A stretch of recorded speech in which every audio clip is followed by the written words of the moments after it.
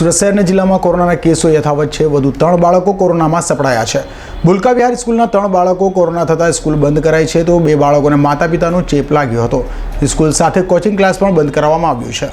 સોમવારે શહેર જિલ્લામાં કોરોનાના કુલ 8 કેસ નોંધવા પામ્યા છે, જેમાં ભૂલકા વિહાર સ્કૂલના 3 વિદ્યાર્થી છે. સુરતના સાંસદ અને કેન્દ્રીય મંત્રી દર્શનાબેન જરદોશના પુત્ર પણ પોઝિટિવ આવ્યો છે. ભૂલકા વિહાર સ્કૂલમાં ધોરણ 2માં અભ્યાસ કરનારા 7 વર્ષનો વિદ્યાર્થી, ધોરણ 9ની 14 વર્ષીય વિદ્યાર્થીની અને ધોરણ 10નો 16 વર્ષીય વિદ્યાર્થી સંક્રમિત થયો છે. એક સાથે 3 કેસ પોઝિટિવ આવતા પાલિકાની ટીમે સ્કૂલમાં ટેસ્ટિંગ હાથ ધર્યું હતું. કુલ 163 વિદ્યાર્થીઓને ટેસ્ટ કરાયા હતા, જેમાં તમામનો રિપોર્ટ નેગેટિવ આવ્યો છે.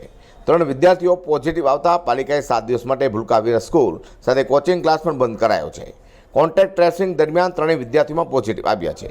મીતા વકીલ, ભૂલકા વિહાર સ્કૂલ પ્રિન્સિપલ. જી મેડમ, કેટલા વિદ્યાર્થીઓને કોરોના પોઝિટિવ આવ્યા? અમારી સ્કૂલમાં 3 બાળકોને આવ્યા છે. એક 2nd સ્ટેન્ડર્ડ, એક 9th સ્ટેન્ડર્ડ અને એક 10th સ્ટેન્ડર્ડ. આ જે 3 બાળકોમાં છે એમાં એક બાળક સિમ્પ્ટોમેટિસ હતું અને બાકીના 2 બાળકોને કોઈ પણ પ્રકારના કોઈ સિમ્ટમ્સ દેખાતા નહોતા, પણ પેરેન્ટ્સ અવેર હતા અને ટેસ્ટિંગ દરમિયાન એમને ખ્યાલમાં આવ્યું કે COVID-19નું પોઝિટિવ ટેસ્ટ આવ્યું છે.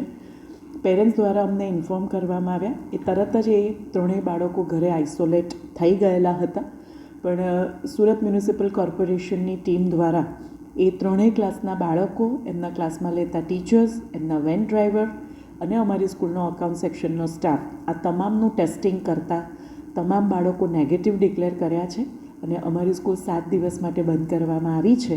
આવતા મંગળવારથી ફરીથી અમારા બાળકો અમારી પાસે આવશે.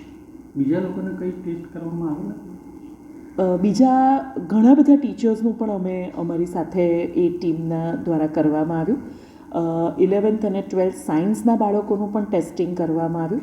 આ તમામ સ્ટાફનું અમે કરાવ્યું. એ તમામનું નેગેટિવ રિપોર્ટ આવ્યો છે. વધુમાં સુરત મહાનગરપાલિકા કમિશનર બંછાનિધિ પાનીએ જણાવ્યું હતું કે લોકો રસી મુકાવી સુરક્ષિત થાય. આગામી દિવસમાં શહેરમાં ઓમિક્રોનના કેસ વધવાની પૂરેપૂરી શક્યતા છે. હાલમાં ડેલ્ટા વેરિયન્ટના કેસ આવી રહ્યા છે. લોકોએ ખાસ કાળજી રાખવી પડશે. અચૂકપણે માસ્ક, સોશિયલ ડિસ્ટન્સનું પાલન કરવું પડશે. જે લોકોએ રસી મુકાવી નથી તો તેમણે તાકીદે રસી લેવી જોઈએ. અઝર કુરશી સાથે પ્રકાશવાળા.